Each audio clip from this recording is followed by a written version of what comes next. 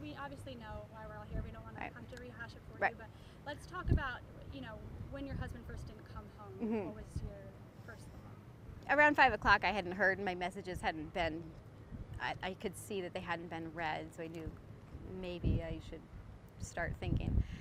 So I gave him till 6, maybe because the fishing was great, but 6 o'clock I didn't hear, and I still could see that he didn't read my messages, like they hadn't even been delivered yet.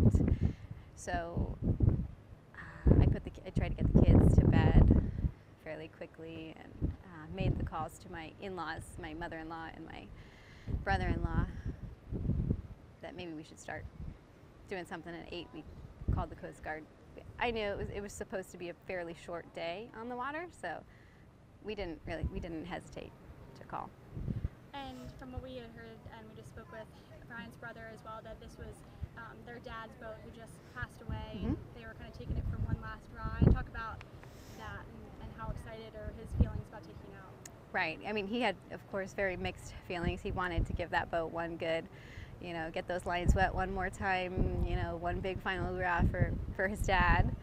And it was just supposed to be one great day in his honor. That was really about it. He was excited to get out there on the water. And we've talked to numerous people, including the chief at his station last night. Everyone says, what a great guy he is. He has all these skills. He was in the military. Mm-hmm. If anyone and his friend out there know how to survive out there, it's him. So tell me about that. Of course, he was prior military Navy veteran. He has SEER training, survival training through the Navy. Of course, firefighter, paramedic, so he's built to help people. He was a combat medical corpsman during the push through Fallujah, so if there was anyone built of a Iron Man, that's him. And is the sun going to bother you if you take off your sunglasses? If it is, you're fine. I can see. Oh, you're fine if you want to keep them on. But, we've heard so much about him, but we Put him have up not here. met him. Whatever you're comfortable with, yeah. What is something everyone needs to know about your husband? We know he has these skills, but you're his wife. What do you want us to know about him? Oh my goodness, he's probably one of the most humble, kind, spirited man that I've ever met. I've never experienced a man to that caliber. And you have 2 young kids out here. We've seen all your posts on Facebook. How are you staying so strong? I have an army of support, I feel like. I know that ocean is large, and my God I serve is larger. He can change the winds and the waters at his command. I have faith. I have so many prayer warriors behind me. I'm a member at Mandarin Baptist. They're out walking beaches right now as well. The fire department has been such an extreme support. Hasn't left my side, coordinating all these efforts. I feel so well held between my spiritual family, my fire family, and my family. And I cannot even imagine what it's like for your kids. What are they saying? What are you telling them? So they have been with their cousins and my brother and sister-in-law during the whole experience. We did downplay it.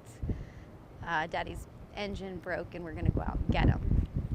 After the beach walk, I will give him a little more details. How's that going to be for you? I'll be an emotional wreck, I'm sure. Yep. Do y'all have any other questions or is there anything else that you want to add about what is this beach walk and all these people gathering behind us going to signify for you? So the beach walk, really, we just want to organize that to cover the beaches and the waters in prayer. I highly believe that is the best thing that we could do for those guys right now. And look, eyes on the horizon, eyes out, and comb the beaches and the waters to see if there's anything that those guys might have thrown over that would have washed ashore, something that would float in. Maybe they've got extra life. I know they have extra life preservers on there. They've got an abundance of them. Maybe they tossed some over and they've washed up. Hats that have come washed in. They had a black and white beanbag chair they might have tossed over, kind of leading a breadcrumb trail for us. Like, we want to look, eyes, ears, everything, And beaches and water. have you talked to his friend's wife as well and family? And I have. With them? Yes, absolutely. We've Are they here? Or are they We've been in touch. They're walking beaches here as well. Yep, they are. They're here at the park, and we've been. I mean, she's been up in helicopters, Natasha. She's been in airplanes all day, so she's doing everything to her power as well. And I asked last question for you, Brian's brother, about this. You know, he's been deployed. He's been to all these foreign countries. Mm-hmm. He's fighting fires and saving people's lives. Mm-hmm. Is there kind of an irony here? How would you describe it that you're searching for him in his home? I haven't really thought about it that way. I mean, but it is. But I mean, he and Justin, if there's ever two people, I mean, those two men are survivors, and they're going to find their way home. So.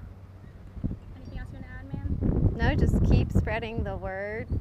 Any resources you have, talk to the Coast Guard. JFRD.com. You can donate for private searches.